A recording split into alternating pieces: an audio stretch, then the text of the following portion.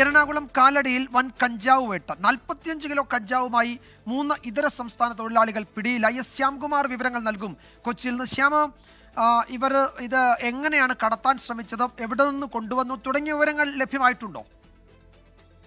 വിജയകുമാർ, ഒഡീഷയിൽ നിന്നും കഞ്ചാവ് വാങ്ങി കാറും ഒഡീഷയിൽ നിന്നും വാടകയ്ക്കെടുത്താണ് ഇവർ കാറിന്റെ ഉള്ളിൽ പ്രത്യേക സീറ്റിന്റെ അടിയിൽ പ്രത്യേക രീതിയിൽ തയ്യാർ ചെയ്താണ് ഈ കഞ്ചാവ് കടത്തിക്കൊണ്ടുവന്നത്. ഈ കാറിന് വെച്ചിട്ടുള്ള നമ്പർ പ്ലേറ്റ് കേരള രജിസ്ട്രേഷനുള്ള വ്യാജ നമ്പർ പ്ലേറ്റ് ആയിരുന്നു ഇവർ ഉപയോഗിച്ചിരുന്നത്.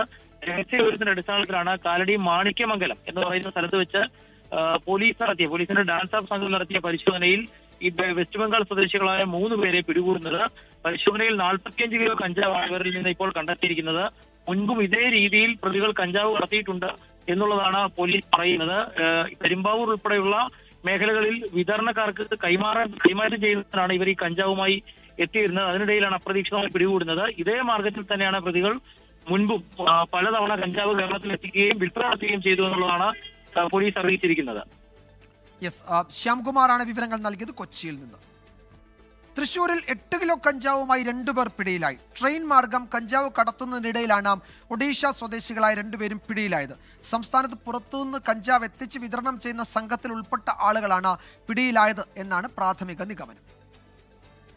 ലോകത്തെവിടെയായാലും ഏത് സമയത്തും 24 വാർത്തകളും ഓഗ്മെന്റഡ് റിയാലിറ്റി പാക്കേജുകളും എക്സ്പ്ലെയിനറുകളും വിശദമായി കാണാൻ ഞങ്ങളുടെ യൂട്യൂബ് ചാനൽ നിങ്ങൾക്ക് സബ്സ്ക്രൈബ് ചെയ്യാം.